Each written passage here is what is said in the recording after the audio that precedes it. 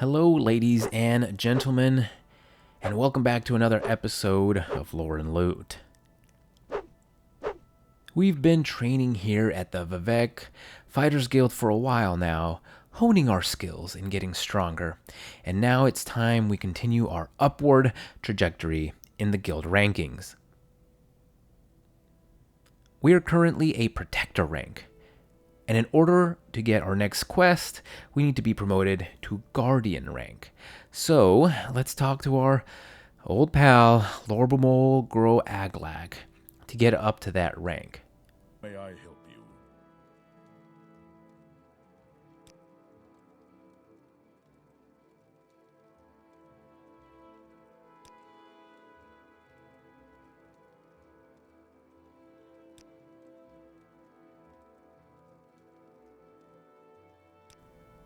He can give us no further advancement or orders at this point, and he suggests we talk to the big boss, Zjoring Hardheart himself. Zjoring is in the next room right over here, and we can go ahead and speak with him. If we talk to him about advancement, he jokes about us wanting his job. Oh, good one. However, speaking to him about orders, he tells us the following. I've watched your progress in the Fighters Guild. You'll make a fine guildmaster someday. But with the unrest in Cyrodiil City, we need allies to make sure there's still a Fighters Guild here for you. I need you to kill the Thieves Guild bosses. We can ask him a little bit more about this unrest in Cyrodiil City. Uriel Septim was never a strong emperor, and now he's finally dying of age and illness. A coward's death. They say Okado makes the real decisions. They say Uriel's heirs are really Daedra or shapeshifters planted by Jaeger Tharn. They say the Emperor may pull back the legions and try to protect himself. Some of the generals in the legion have one eye on Uriel Septim and one eye on the throne. At a time like this, only the Imperial guilds with strong allies will survive. And who are these allies? I trust you, Nephthys, so I'll tell you I've made an alliance with the Kimono Tong. These local boys have the wit and the juice. The Thieves Guild hasn't got a chance, but they're bad for business. It's time for change in Vvardenfell, and you can bring about that change. I'd like you to kill the Thieves Guild bosses. Well, alright, we've come this far, so we're going to go ahead and move forward with this.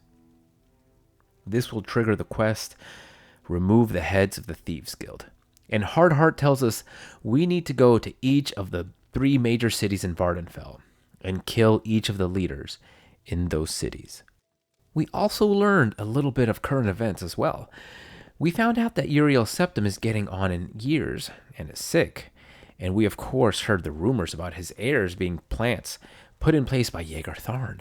It's all very interesting stuff.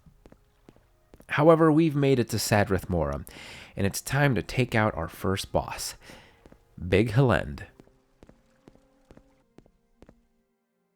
By taunting her, probably mocking her elven heritage or something, we'll get her to attack first.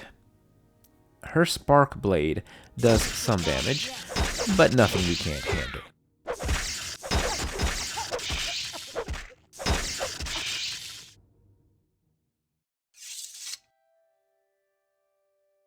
No one seems to want to get involved, so we'll just relieve her of her gold and some of these thieving tools, and we can head back to the Mages Guild to travel to our next target. It's interesting that Hardheart would make an alliance with the Kimono Tong, though.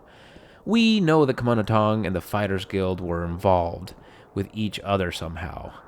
We've done quests that suggested as much, but now we know the alliance is formal.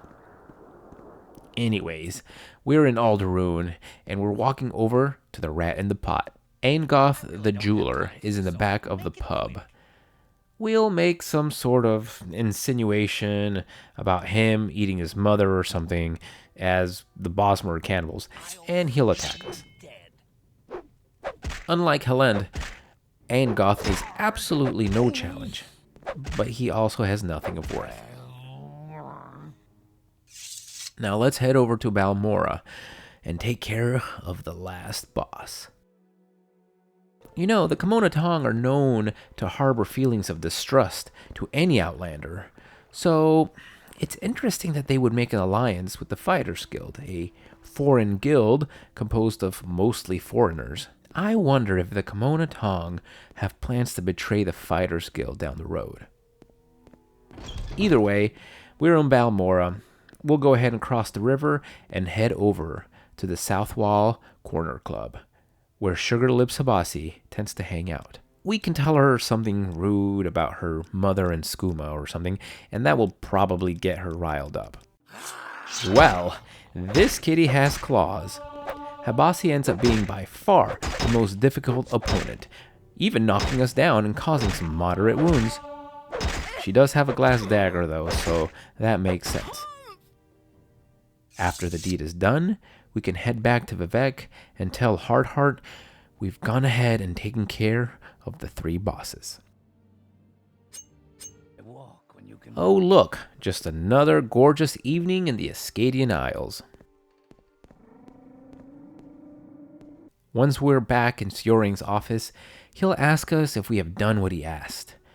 When we tell him, he'll immediately give us the rank of champion, the second in command of the guild, and he'll tell us that we have another request from our allies, and that is to kill the master thief himself.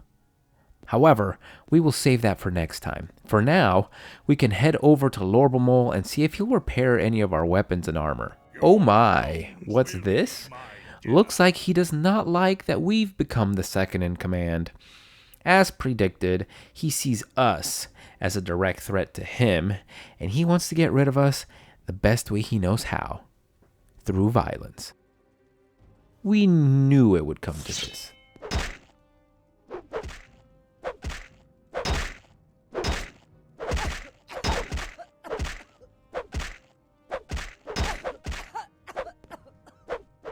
However, we prove that we are the superior warrior by defeating him. We'll go ahead and relieve him of all of his worldly possessions, except his pants. A sad end to a sad life. And that's the end of today's story. In the next episode of Lore and Loot, we'll finish what we started, and we will complete the dark path of the Fighters Guild. How will it all end? Tune in next time to find out.